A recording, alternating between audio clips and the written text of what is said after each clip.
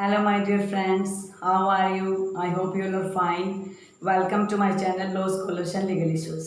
I am Advocate Vanita. I am presenting here today with another important topic of Specific Relief Act. As you know very well that we have started recovery of possession under section 5 to लेके 8 तक हमने जो है recovery of possession का जो topic है पहले start कर चुके हैं। रिकवरी ऑफ पोजेशन के रिगार्डिंग सेक्शन 5, 6 और 7 को हम ऑलरेडी कवर कर चुके हैं। सेक्शन 5 और 6 जो है इमूवेबल प्रॉपर्टी के रिकवरी ऑफ पोजेशन के बारे में डिस्कस करता है और जो सेक्शन 7 और 8 है वो मूवेबल प्रॉपर्टी की डिस्कशन करता है। तो हमने जो सेक्शन 7 तक डिस्कस कर लिया था और आज जो हम डिस्कशन करेंगे हमारा सेक्शन 8 करेंगे। तो ये जो चारों सेक्शन हमारे लिए बहुत ज़्यादा इंपॉर्टेंट हो जाते हैं, तो इनको मैंने डिटेल में करवाया है और आज वाला टॉपिक मैं डिटेल में ही करवाऊंगी। होस्ट का अगर मुझे लगा कि मेरे पास कुछ टाइम है, मेरे गले का कुछ और थोड़ा सा इश्यू भी ठीक रहा, अगर मुझे लगा कि मैं मेरे गले से बोल पा रही हूँ अच्छे से, तो मैं आपको पिछला रिवाइज भी करवा दूंगी और आज का जो हम लेक्चर तैयार भी कर लेंगे। और मैं यही आशा करती हूँ कि आप जो है अपना रिवीजन कर रहे होंगे, क्योंकि मैं बार बार यही रिपीट करती रहती हूँ कि revision is the key to success. Revision ही जो है कामयाबी की चाबी है। तो आप भी प्लीज़ रिवीजन करते रहिए कि रिवीजन से ही आप कामयाब हो सकते हैं। चलो आज का लेक्चर हम स्टार्ट करते हैं। सेक्शन 8 को स्टार्ट करने से पहले हम जो है सेक्शन 7 का थोड़ा सा रिवाइज कर लेते हैं। मैंने वैसे भी ये चार्ट के थ्रू आपको समझाया था सेक्शन 7 के 3 मैंने इंपॉर्टेंट पार्ट्स बताए थे। 3 आप इंग्रेडिएंट्स कह सकते हैं उसके। रिकवरी सूट होना चाहिए, मूवेबल प्रॉपर्टी होनी चाहिए, एंटाइटलमेंट होनी चाहिए। और एंटाइटलमेंट की जब बात आती है तो एंटाइटलमेंट जो है जनरल प्रॉपर्टी का होना चाहिए या स्पेशल का। जनरल मीन्स जिस व्यक्ति के का जो व्यक्ति जो प्लेंटिफ है, जो क्लेम कर रहा है कोर्ट के अंदर, सूट फाइल कर रहा है रिकवरी सूट, तो उसकी जो है जनरल प्रॉपर्टी के रिगार्डिंग एब्सोल्यूट राइट्स होने चाहिए, इनकी उसके परमानेंट राइट्स होने चाहिए, जैसे कि ऑनरशिप होता है। और स्पेशल राइट्स भी हो सकता है, जिसके स्पेशल राइट्स हैं वो भी जो है सूट फाइल कर सकता है। स्पेशल राइट्स को आप टेम्परेरी राइट्स बोल सकते हो, बेलमेंट बोल सकते हो, प्लेस बोल सकते हो, लियन, अनपेड सेलर और पोजेसरी राइट भी आप इसे बोल सकते हो। सेक्शन 7 और 8 जो है बेसिकली आया कहाँ से? इंग्लिश रूल जो डिटेन्यू से ये लिया गया। डिटेन्यू का मतलब है कुछ हम डिटेन कर लेते हैं, अपने पास रख लेते हैं और उसके बाद उस आर्टिकल की रिकवरी कोई व्यक्ति करवाना चाह रहा है तो वो व्यक्ति जो है उसकी रिकवरी करवा सकता है। एक व्यक्ति अपनी पर्सनल चीज़ों की भी रिकवरी करवा सकता है। और जो रिकवरी है प्रॉपर्टी की वो स्पेसी होनी चाहिए। स्पेसी का मतलब है कि स्पेसिफिक प्रॉपर्टी होनी चाहिए। ऐसा नहीं कि आपने 5 किलो आम कोई और दे दिए और आप डिमांड किसी और चीज़ की करें, तो ये मामले में आप जो है रिकवरी नहीं करवा सकते। और जो भी चीज़ आप रिकवरी करवाना चाहते हो, अगर वो चीज़ मान लो सीज्ड होगी, सीज का मतलब पेरिशेबल नेचर की चीज़ थी, जैसे मैंगोज होते हैं वो 2 या 3 दिन बाद ख़राब हो जाते हैं, और आपने किसी व्यक्ति के पास 2 या 3 किलो जो मैंगोज रखवा दिए थे, आम रखवा दिए थे, और अब आप 4 दिनों बाद कहते हो जी मुझे तो मेरे आम वापस चाहिए। जब आपको पता है कि 3-4 दिन में आम खराब हो जाते हैं, गल सड़ जाते हैं, तो आप आम को कैसे प्राप्त कर सकते हो? आम जब आपको नहीं मिलेंगे तो उस मामले में अगर आप चाहें तो कोर्ट के अंदर कंपनसेशन की डिमांड कर सकते हैं, हर्जाने की डिमांड कर सकते हैं, और हर्जाने की डिमांड के थ्रू ही हम जो है कोर्ट में सूट फाइल कर सकते हैं। अब जो बात आ रही है कि जो रेमेडी है उसमें कंपनसेशन भी हो सकता है। अब है कि रिकवरी जो स्पेसिफिक मूवेबल प्रॉपर्टी है उसकी क्या क्या कंडीशन, इसका बेयर लैंग्वेज हम देख लेते हैं। पर्सन एंटाइटल होगा, possession of specific movable property होनी चाहिए, रिकवर कर सकता है। मैंने पहले ही आपको चार्ट के थ्रू बता दिया। First word is entitled, second word is possession of specific movable property, third one is recover. Recover mean recovery suit किसके तहत आप फाइल करोगे? सीपीसी के तहत, सिविल प्रोसीजर कोड के तहत आप जो है सिविल सूट फाइल करोगे। एक ट्रस्टी जो है, एक ट्रस्टी का मतलब जिसके पास हम कुछ ट्रस्ट करके कुछ चीज़ रखवा देते हैं, या जो किसी संस्था का ट्रस्टी है, जो किसी ट्रस्ट का ट्रस्टी है, तो वो भी अपने बेनिफिशियल इंटरेस्ट के लिए सूट फाइल कर सकता है। इसी तरीके से एक व्यक्ति जिसके पास स्पेशल राइट्स हैं, ऑनरशिप के राइट्स हैं या पोजेसरी राइट्स हैं, तो वो भी जो है एक सूट फाइल करके अपनी recovery of possession of specific property demand कर सकता है। सेक्शन 7 हमें बताता है कि जो मूवेबल प्रॉपर्टी है वो मूवेबल प्रॉपर्टी इन स्पेसी होनी चाहिए, स्पेसिफिक होनी चाहिए, कि जो चीज़ हम पर्टिकुलर आज मान लो मैंने अपना टेडी वेयर किसी को सौंप दिया। बच्चों के मामले में आप बात लें तो बच्चे क्या करते हैं, टेडी वेयर से बहुत ज़्यादा प्यार करते हैं। हमने अपने टेडी वेयर को किसी के पास रखवा दिया और हम 4-5 दिनों के बाद जब वापस आए और हम कहते हैं हमें हमारा टेडी वेयर वापस चाहिए, और हमें वो टेडी बेयर जो स्पेसिफिक होना चाहिए, हमें वही टेडी बेयर चाहिए, उसके जो हम किसी दूसरे टेडी बेयर की डिमांड नहीं कर सकते। तो ये भी क्या है, एक स्पेसिफिक मूवेबल प्रॉपर्टी है जिसको आप कोर्ट के थ्रू आप क्या कर सकते हो, रिकवर करवा सकते हो। और जो भी प्रॉपर्टी आपकी मूवेबल प्रॉपर्टी है तो दैट मस्ट बी असर्टन होनी चाहिए, फिक्स होनी चाहिए, और उसको आप पहचान कर सको। ऐसा नहीं कि आप किसी के घर जाते हो कहते हो मैंने तो ये वाला टेडी बेयर नहीं दूसरे वाला रखा था, जबकि आपका तो कोई और था। तो आपको आपकी इस चीज़ की पहचान भी होनी चाहिए, उसके बाद ही हम जो है मूवेबल प्रॉपर्टी के अंदर सूट फाइल कर सकते हैं। अब मैं ज़्यादा डिटेल में नहीं करवाऊंगी, सीधा बता देती हूँ कि जो 7 के जो इंग्रेडिएंट्स है वो क्या, पहला कि वो एंटाइटल टू पोजेशन होना चाहिए मूवेबल प्रॉपर्टी का, और सेकंड चीज़ ये आ जाती है कि जो प्रॉपर्टी जो क्वेश्चन में है, जो विवादों में गिरी हुई है, वो प्रॉपर्टी भी स्पेसिफिक मूवेबल प्रॉपर्टी होनी चाहिए, यानी कि स्पेसिफिक प्रॉपर्टी होनी चाहिए। स्पेसिफिक प्रॉपर्टी के बिना आप स्पेसिफिक रिलीफ एक्ट के तहत जो है सूट फाइल नहीं कर सकते। तो इस तरीके से स्पेसिफिक मूवेबल प्रॉपर्टी होना जरूरी है। ये कुछ एक एग्जांपल्स हमने डिस्कस किए थे, वो आई होप आपने पहले वाले लेक्चर में समझ लिए होंगे। अगर आपने नहीं सुना है वो लेक्चर तो एक बार जो है वो लेक्चर ज़रूर सुन लीजिए, और उसका जो मैं लिंक है कोशिश करती हूँ शेयर कर देती हूँ, क्योंकि मुझे टाइम लगा, क्योंकि जब हम यूट्यूब पर वीडियो अपलोड करते हैं तो हमें उसकी कुछ सेटिंग्स भी करनी पड़ती है, डिस्क्रिप्शन भी डालना पड़ता है, तो उसके लिए भी स्पेशल सेटिंग होती है, और उसके लिए अगर टाइम मिल पाता है तो मैं डिस्क्रिप्शन में डाल दूँगी। अदरवाइज़ आप law scholar and legal issue का जब आपने चैनल सब्सक्राइब कर लिया होगा तो उसके बाद जब आप स्पेसिफिक रिलीफ एक्ट की जो प्लेलिस्ट है उस पर जाएंगे तो आपको जो सारे वीडियोस वहाँ पर मिल जाएंगे, और वहाँ से आप वीडियो सर्च करके अपनी पसंद से आप देख सकते हो। इस प्रकार से जब तक आप पिछला लेक्चर नहीं सुनेंगे तो आपकी रिवीजन नहीं होगी। आज हम फ्रेश लेक्चर स्टार्ट करते हैं। आज का लेक्चर कह रहा है कि सेक्शन 7 तो टाइटल की बात कर रहा था, अब बात आ रही है कि लायबिलिटी ऑफ पर्सन, जिस व्यक्ति के पोजेशन में, जिस व्यक्ति के कब्जे में, हालांकि वो ऑनर नहीं है, हालांकि वो उस प्रॉपर्टी का मालिक नहीं है, मान लो मैंने अपनी प्रॉपर्टी बेलमेंट के थ्रू रखवा दी है, और कह रहा है कि जो व्यक्ति उसका मालिक नहीं है और जिसके पास वो पोजेशन है तो उसकी क्या लायबिलिटी राइज होगी, टू डिलीवर, कि वो डिलीवर करेगा जिस व्यक्ति को, किस व्यक्ति को, जो व्यक्ति एंटाइटल होगा, जिस व्यक्ति का उस पर ओनरशिप होगा या पोजेसिव टाइटल होगा, उसको इमीडिएट पोजेशन दे देगा। इमीडिएट का मतलब तुरंत वो उसे जो है उसका कब्जा सौंप देगा। Any person having the possession और control of a particular article of a movable property, कोई भी व्यक्ति जिसके पास पोजेशन है या जिसके कंट्रोल में वो पार्टिकुलर वस्तु है, कोई विशेष वस्तु है जो मूवेबल प्रॉपर्टी है, जिसका वो ऑनर नहीं है, मे बी कंपेल्ड, तो उस व्यक्ति को कंपेल किया जा सकता है कि वो डिलीवर करे उस प्रॉपर्टी को टू द पर्सन, उस व्यक्ति को जो उसका एंटाइटल्ड है, और इमीडिएट पोजेशन उसे देगा। In any of the following cases, इन निम्नलिखित कंडीशन में वो उसे जो है इमीडिएट पोजीशन दे देगा। सबसे पहला है कि when the thing claim is held by the defendant as the agent और ट्रस्टी, कि मान लो प्लेंटिव सूट फाइल कर रहा है तो जो वस्तु को क्लेम कर रहा है वो वस्तु जो डिफेंडेंट है, वो डिफेंडेंट या तो एजेंट के तौर पर उसको रख रहा है, यानी कि एक एजेंट, जैसे एजेंट रख लिया जाता है अपने किसी काम करने के लिए, या ट्रस्टी के तौर पर उसने उस प्रॉपर्टी को रखा हुआ था, तो अगर वो क्लेम करता है तो सबसे पहली कंडीशन ये होनी चाहिए, इसके बेस पर क्या है, इमीडिएट पोजीशन उसे देना पड़ेगा। सेकंड बात ये है कि जब compensation in money would not afford the plaintiff adequate relief for the loss of the thing claim, कि मान लो जो पर्टिकुलर चीज़ हमने किसी को दे दी, मान लो मैंने अपनी जो गाय थी वो किसी के घर में बांध दी और मुझे 4 दिन के लिए बाहर जाना था, जब मैं वापस आता हूँ तो मुझे वही प्रॉपर्टी चाहिए, उसके बदले में मुझे जो किसी प्रकार का जो कंपनसेशन मिलेगा मुझे वो नहीं चाहिए। अगर कोई ये कह देता है कि गाय तो एक नॉर्मल चीज़ है, उसकी जैसी आप दूसरी गाय ले सकते हो, तो वो कहता है कि दूसरी गाय, मान लो अगर गाय के बदले उसी नस्ल की, उसी सेम प्रकार की गाय मिलती है तो आप जो है उसमें ये सेकंड कंडीशन अप्लाई नहीं होगी। लेकिन मान लो कि वो गाय जो है वो एक नॉर्मल सी गाय है, और जो दूसरी जो गाय उन्होंने वहाँ पर रखी हुई थी, उनके पास बेलमेंट के थ्रू रखी हुई थी, वो गाय जो है 1 लाखों रुपए की कीमत की गाय है, तो उस टाइम पे आप जो है कंपनसेशन वहाँ पर उस रिलीफ को सफिशिएंट नहीं बनाएगा। या आप दूसरा एग्जांपल आप ये ले लीजिए कि जहाँ पर आपने कोई ऐसी प्रॉपर्टी है जो प्रॉपर्टी कहीं मिलती नहीं है, या कोई एंटिक पीस है, वो एंटिक पीस आपने किसी के पास सौंप दिया, अब वो अगर उसके बदले कंपनसेशन मिलता है तो आपके पास वो एंटिक पीस वापस नहीं आएगा, तो उस मामले में भी आप जो है वहाँ इमीडिएट पोजीशन का क्लेम कर सकते हो, रिकवरी सूट फाइल कर सकते हो, और जो डिफेंडेंट होगा उसे जो है आपको जो इमीडिएट पोजीशन देना ही पड़ेगा। One it would be extremely difficult to ascertain, जब मान लो कोई ऐसी वस्तु है जिसका क्या, अगर वो चीज़ आपको नहीं मिलती तो उसका डैमेज भी डिसाइड करना मुश्किल हो जाता है, तो उस मामले में भी इमीडिएट पोजीशन जो है दिया जाएगा। बाकी इनको एग्जांपल के थ्रू जो है हम आगे डिस्कस करेंगे। When the possession of the thing claimed has been wrongfully transferred, मान लो प्लेंटिफ ने जो है कोई चीज़ किसी को ट्रांसफ़र करनी थी, मान लो राम नाम के व्यक्ति को कोई चीज़ देनी थी फॉर एग्जांपल, बट वह रामचंद्र को देनी थी और उसने रामचंद्र को वो प्रॉपर्टी सौंप दी। अगर रॉन्गफुली ट्रांसफर्ड हुआ है तो जो डिफेंडेंट है उसकी लायबिलिटी अराइज हो जाएगी कि वो इमीडिएट पोजेशन दे।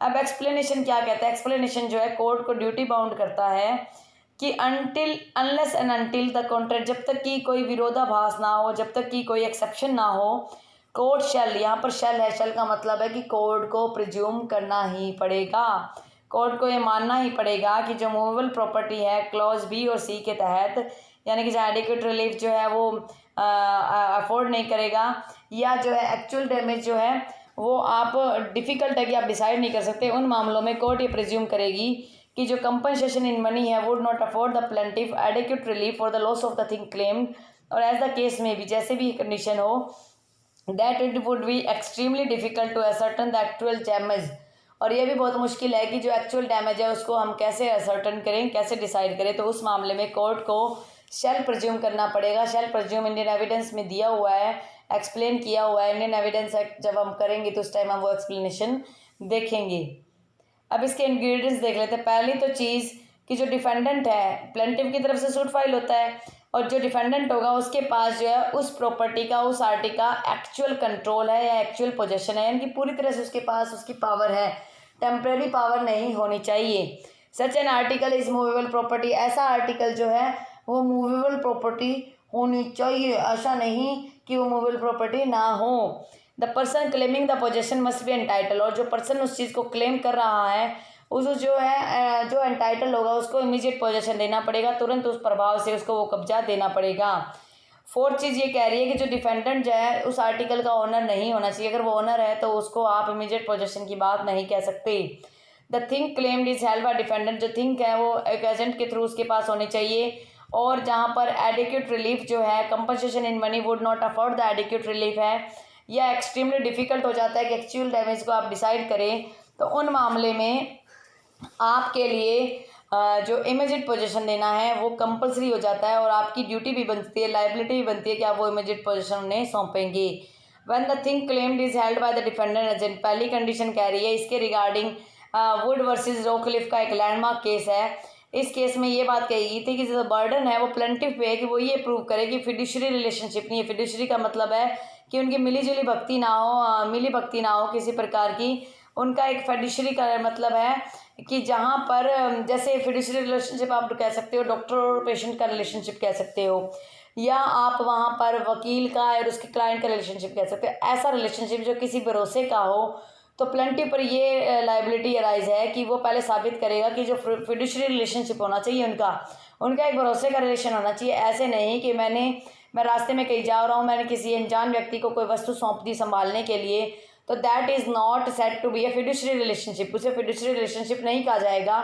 मैंने अपने नॉन को कोई प्रॉपर्टी सौंपी, वहाँ पर मुझे एक भरोसा था कि वो जो मेरी प्रॉपर्टी की केयर करेगा, that will fall under the definition of fiduciary relationship में ये फॉल कर जाएगा। इसको जब डिटेल में हम कॉन्ट्रैक्ट एक्ट करेंगे उस टाइम पे ये जो टर्म है काफ़ी डिटेल में वहाँ डिस्कस होगी। वुड वर्सेस रोकलिफ के केस में क्या हुआ था, एक व्यक्ति जो है अपना फर्नीचर किसी दूसरे को सौंप के चला जाता है अपने फ्रेंड को, और वो विदेश चला जाता है, और जो फ्रेंड है वो उसका ट्रस्टी बन जाता है। आर्टिकल जो वस्तुएं थी, आर्टिकल थी, उन आर्टिकल को संभालने में वो उसका ट्रस्टी बन जाता है।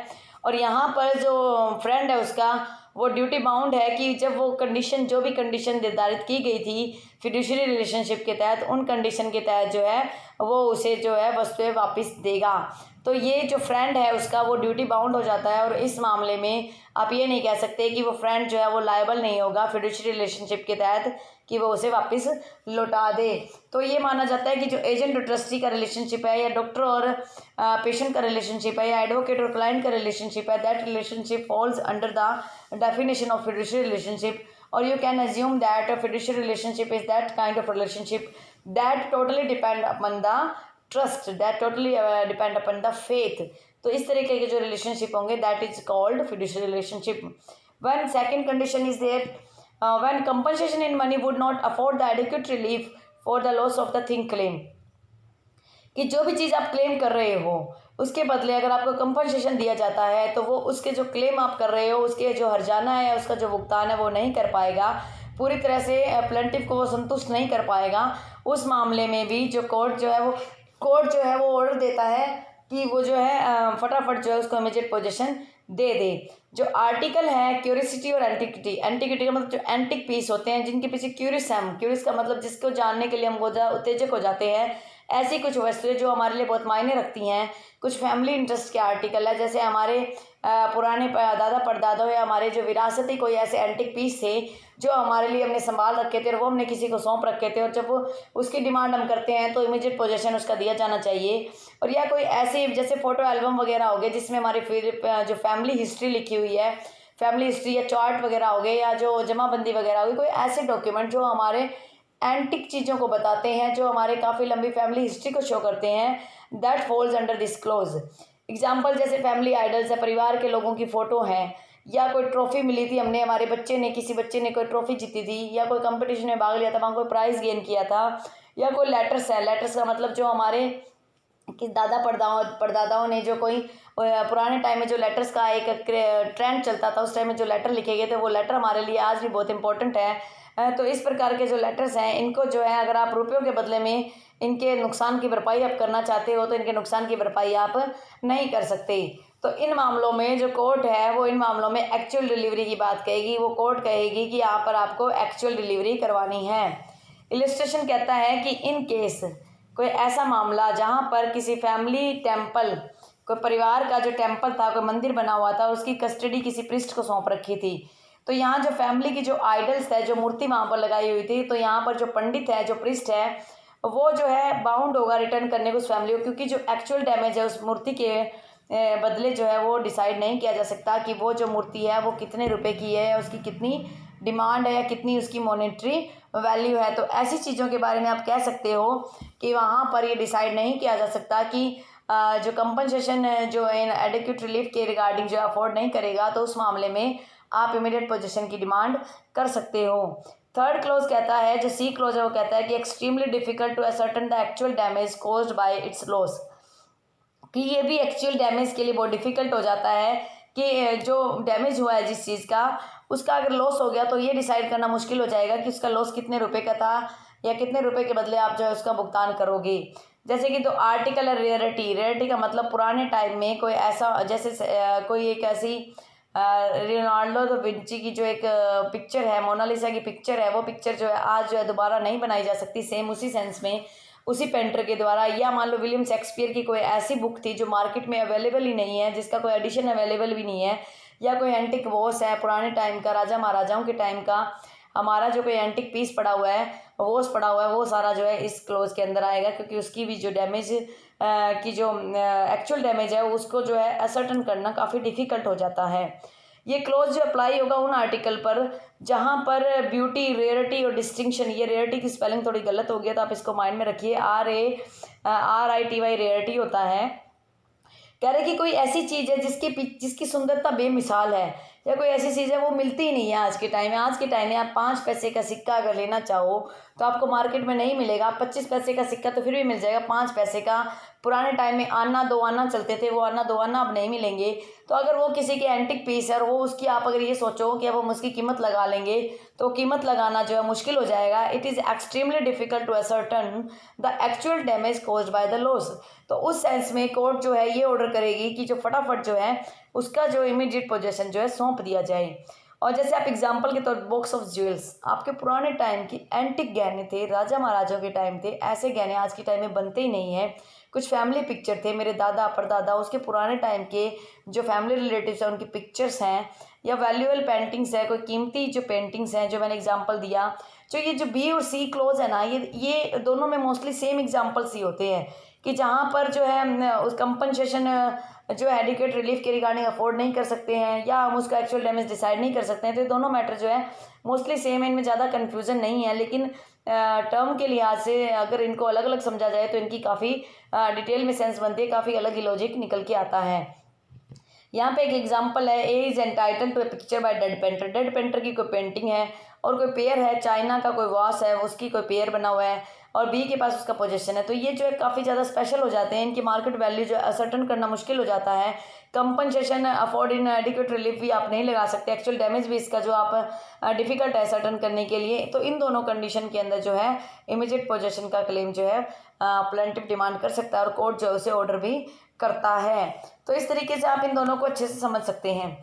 When the possession of the thing claimed has wrongfully transfer, या मान लो कोई चीज़ है जो आपने गलत व्यक्ति को ट्रांसफ़र कर दी है, उस मामलों में भी आप जो है कोर्ट के अंदर जा सकते हो और कोर्ट के थ्रू जो है आप वहाँ पर ऑर्डर करवा सकते हो इमीडिएट पोजेशन का।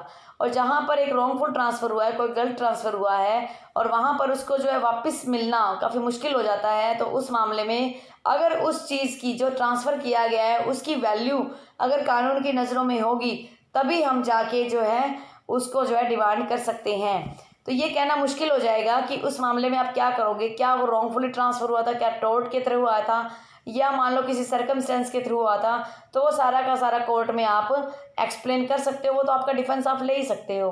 No property here could be pass, ऐसा नहीं है कि कोई प्रॉपर्टी पास नहीं हुई है, और इस मामले में अगर प्रॉपर्टी पास भी नहीं हुई है, कोई डॉक्यूमेंट्स ही ट्रांसफ़र हो गए हैं, तब भी जो है आप कोर्ट में क्लेम कर सकते हो। फिड्यूशियरी रिलेशनशिप भी होना यहाँ जरूरी नहीं है। मान लो आपको पता ही नहीं था, आपने रामचंद्र को प्रॉपर्टी देनी थी और आपने रामचंद्र को प्रॉपर्टी ट्रांसफ़र कर दी है। प्रॉपर्टी मतलब जो आपने एक्चुअल प्रॉपर्टी उसको ट्रांसफ़र नहीं की, कुछ डॉक्यूमेंट्स ट्रांसफ़र कर दिए या आपने एक्चुअल भी ट्रांसफ़र कर दिया मूवेबल प्रॉपर्टी, तो भी जो है आप कोर्ट में क्लेम कर सकते हो। तो इस तरीके से हम जो है इसको अच्छे से समझ सकते हैं। अब हम थोड़ा सा सेक्शन 7 और 8 का डिफरेंस भी समझ लेते हैं। सेक्शन 7 में जो आप रिकवरी सूट फाइल करोगे सेक्शन 5 के तहत, सेक्शन 5 जो है इमूवेबल प्रॉपर्टी के रिगार्डिंग होता है, सेक्शन 7 जो है वो मूवेबल प्रॉपर्टी के रिगार्डिंग होता है, तो बहुत are of general nature. Section 6 और 8 जो है वो क्या स्पेसिफिक नेचर के हैं। सेक्शन 7 में जो आप सूट फाइल करोगे रिकवरी पोजीशन का, उसको जो है ऑनर के अगेंस्ट जो है आप क्लेम कर सकते हो, बट सेक्शन 7 में आप क्लेम कर सकते हो, लेकिन सेक्शन 8 में जो है आप ऑनर का कोई यहाँ पर इशू ही नहीं होता। जो सेक्शन 7 है उसमें रिलीफ जो क्लेम किया गया है वो पोजीशन के रिगार्डिंग और उसके अल्टरनेट जो है उसका कंपनसेशन आप ले सकते हो, लेकिन सेक्शन 8 में जो स्पेसिफिक प्रॉपर्टी की आप डिमांड करते हो उसमें कंपनसेशन की आप डिमांड नहीं करते हो। तो आर्टिकल 91B जो है लिमिटेशन एक्ट का, वो 3 ईयर्स का पीरियड प्रोवाइड करता है और 3 पीरियड्स का प्रोवाइड उसी दिन से माना जाएगा जिस दिन से आपने प्रॉपर्टी ट्रांसफ़र कर दी है। तो मुझे जितना इसके रिगार्डिंग कंसेप्ट लगा वो मैंने सारा का सारा आज आपसे डिस्कस कर दिया है। इससे बाहर इसके पेपर में कुछ भी नहीं आता। और अगर आप चाहते हो कि सेक्शन 5 से 8 तक का कंसेप्ट आपका क्लियर हो जाए, पूरी तरह से क्लियर हो जाए, क्योंकि ये वो कोर एरिया है जहाँ से एग्ज़ाम में क्वेश्चंस पूछे जाते हैं, preliminary as well as mains, दोनों तरह के एग्ज़ाम में यहाँ से क्वेश्चन आते हैं। तो आप जो है इसके रिलेटेड ये आज का जो हमारा तकरीबन चौथा लेक्चर है स्पेसिफिक प्रॉपर्टी के रिगार्डिंग, और इससे पहले के जो लेक्चर्स आप एक बार उसे देख लीजिए, क्योंकि जब तक आप पुराने लेक्चर नहीं देखेंगे तब तक जो है आप इसमें कामयाब नहीं होंगे, आपको कंसेप्ट्स क्लियर नहीं होंगे। अगर आप कंसेप्ट्स क्लियर करना चाहते हो तो आप रिवीजन भी कीजिए, और रिवीजन के साथ साथ जो है आप हैंड रिटन नोट्स भी बनाइए, और हो सके तो जो भी अभी तो चलो मैं आपको पीपीटी के थ्रू करवा रही हूँ, लेकिन 1-2 दिन में बोर्ड का सेटअप हो जाएगा। इस कोरोना के चक्कर में सब कुछ डिले हो रहा है। जैसे ही बोर्ड का सेटअप हो जाएगा तो फिर मैं मोस्ट ऑफ द पॉइंट्स जो है छोटे छोटे पॉइंट्स के थ्रू आपको बोर्ड्स पे लिखवाऊंगी, उसको एक्सप्लेन करूँगी। तो उस टाइम जो भी मैं वहाँ पर बोल रही हूँ, स्पीच दे रही हूँ, या आपको जो लेक्चर बता रही हूँ, या आपको जो भी डाउट्स क्लियर कर रही हूँ, कंसेप्ट क्लियर करवा रही हूँ, कोशिश कीजिए कि आपको उसको तो जो आपको इंपॉर्टेंट लगे वो आप साथ के साथ नोट्स बनाए जाएं। और जब बोर्ड पे क्लासेस शुरू होंगी तो उस टाइम आप ध्यान रखिए कि अपना बेयर एक्ट जो है आपके पास होना चाहिए, क्योंकि बेयर एक्ट के बिना जो है आप अच्छे तरीके से नहीं कर सकते।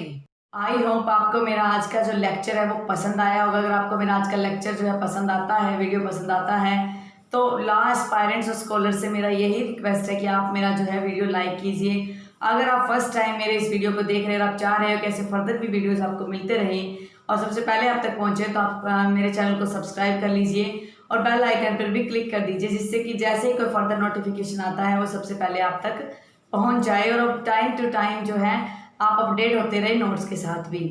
कोरोना का इशू भी काफ़ी ज़्यादा बढ़ रहा है, तो आप जो है कोरोना के इस काल में अपना ध्यान रखिए, अपने फैमिली मेम्बर्स का ध्यान रखिए, और ध्यान रखने से ही क्या है कि बचाव हो पाएगा। और अगर मान लो बाई चांस किसी को कोरोना हो भी जाता है तब भी आप स्ट्रेस मत लीजिए, क्योंकि कोरोना जो है अगर हमारी जो इम्यूनिटी पावर अच्छी है तो हम कोरोना की लड़ाई बड़ी आसानी से लड़ सकते हैं। और आप अपने फैमिली मेम्बर्स, अपने घर के छोटे मेंबर जो बच्चे हैं और बुज़ुर्गों का भी ध्यान रखिए, Stay home, stay safe, stay healthy. Thanks a lot for watching this video.